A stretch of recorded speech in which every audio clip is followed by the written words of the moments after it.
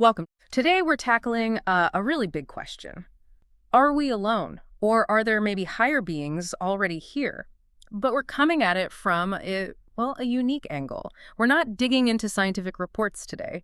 Instead, we've got these sources proposing a framework that blends cosmic mystery, spiritual law, and ideas about advanced consciousness. Exactly. And the source material we're looking at today, it works within the very specific system they call cosmic law Yeah. and the boundaries of permission. Hmm. Our goal really is to unpack the core claim here, which is pretty astonishing. It suggests that if these advanced beings, these higher beings, do exist and are among us, their actions aren't just random or driven by conquest. Apparently, they're governed by fixed universal laws. Laws of consequence, consciousness, cause, and effect. Wow. That's a completely different way of thinking about advanced life, isn't it? The whole idea is that the most powerful beings would actually be the most constrained, bound by law. And they're here to understand, not to conquer, because real advancement means following some kind of higher universal order. It absolutely flips the usual sci-fi narrative, yeah? If the universe really runs on these spiritual and cosmic laws, then the threat, if there is one, can't really be a physical invasion, The challenge to us, to humanity, has to be something else. Ethical? Maybe. Spiritual? Relational? Because if they can't just break the law, well, they've got to find the loophole, essentially. Okay, let's unpack this. What exactly are these hidden observers, according to the sources? Because the descriptions sound like they go way beyond the typical little green men. Oh, absolutely. Yeah. These sources describe watchers who operate outside our normal dimensions.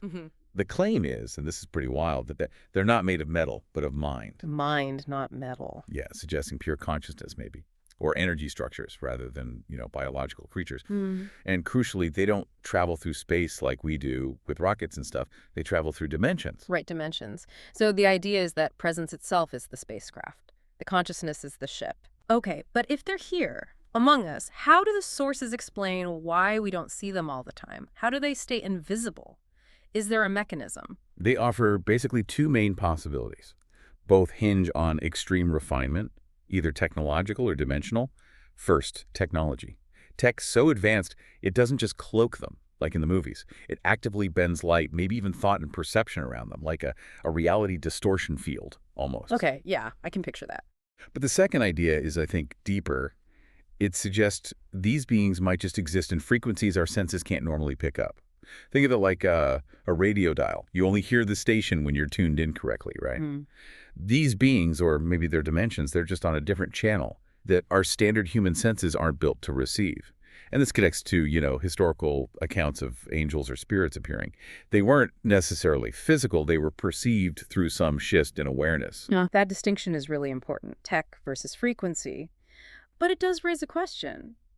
If there are advanced, maybe benevolent watchers, are there also not so benevolent ones in this framework? Yes, and the sources are very clear on that. They give an explicit warning. Not every unseen presence is friendly or divine. The material talks about entities it calls fallen or deceivers, beings who are studying humanity, but from rebellion. From rebellion. Yeah, and they're described as potentially wearing light as a disguise, meaning they might look advanced or helpful, but their actual agenda is, well, hostile. What's fascinating here is even these, let's call them rogue entities, the sources claim they still have to operate under some kind of divine constraint. Exactly. They're not just cosmic outlaws doing whatever they please. They have rules too.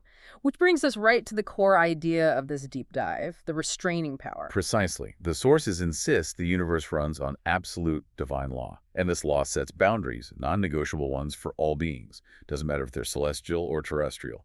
This law acts like a kind of cosmic shield. And to really drive this home, the sources use a powerful analogy, the story of Job. We should probably spend a minute on this because it seems foundational. Why Job? Right. The Job story is key because it's presented as a sort of legal precedent for spiritual interaction.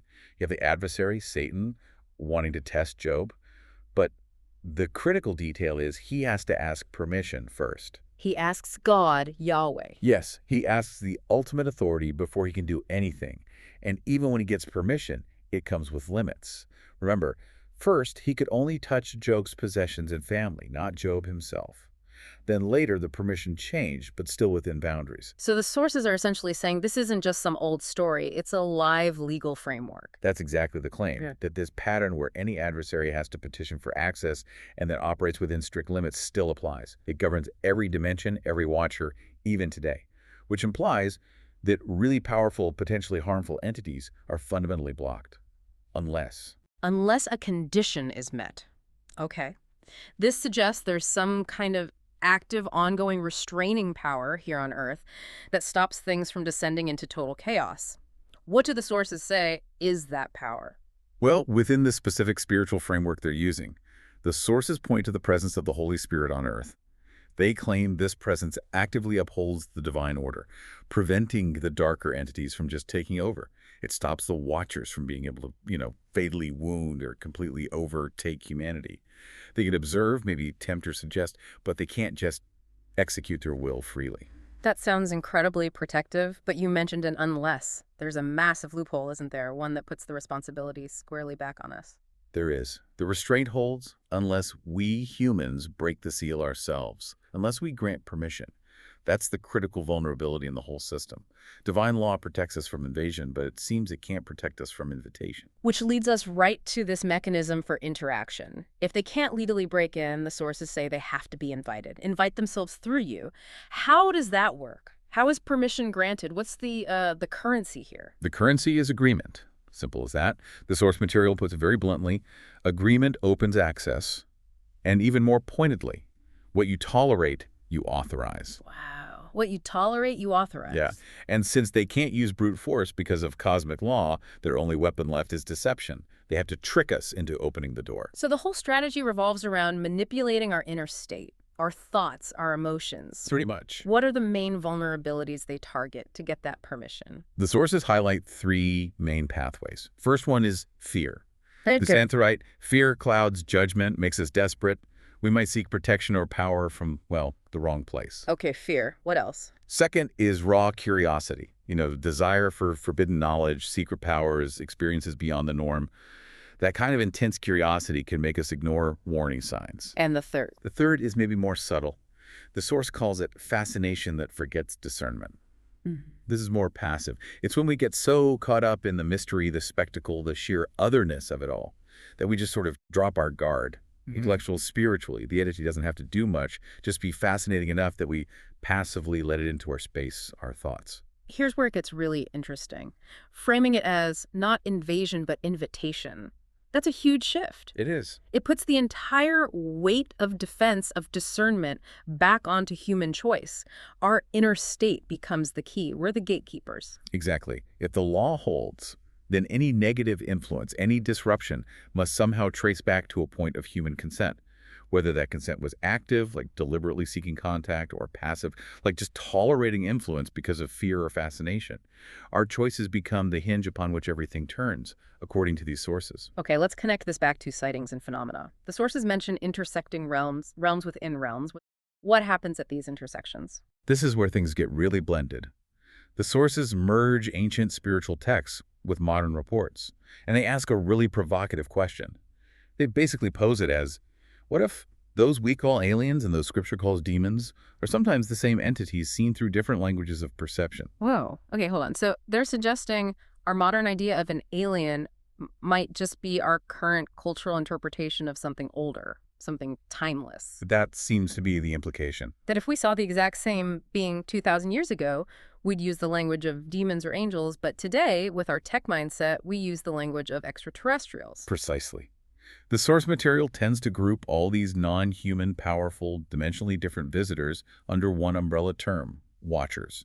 And they point to ancient descriptions, like Ezekiel seeing wheels within wheels, described as radiant, intelligent, burning. Right, the visions in Ezekiel. Yeah, or John in Revelation seeing creatures full of eyes. They argue these are examples of encounters with entities that defy normal biology and physics.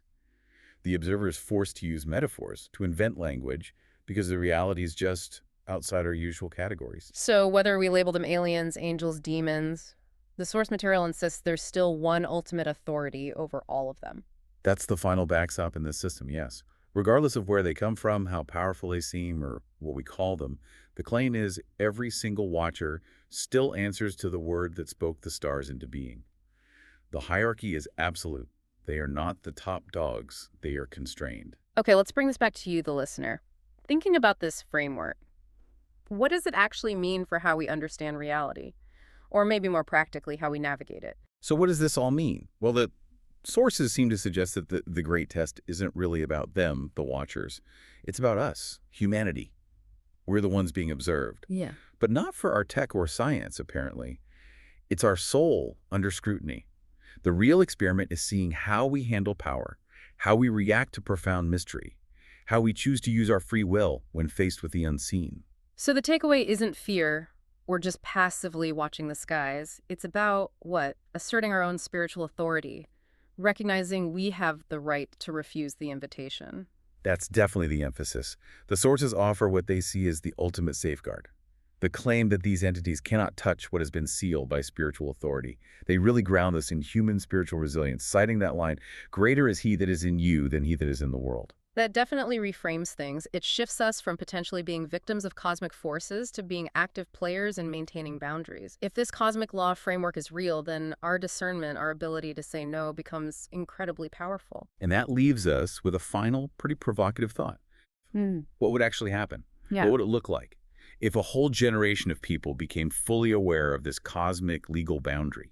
If they consciously lived in a way that completely denied permission to any negative, unseen forces, effectively forcing those entities to stick strictly to their limited legal boundaries. A mass denial of the invitation, that certainly gives you something to think about regarding our place and our power in the unseen world.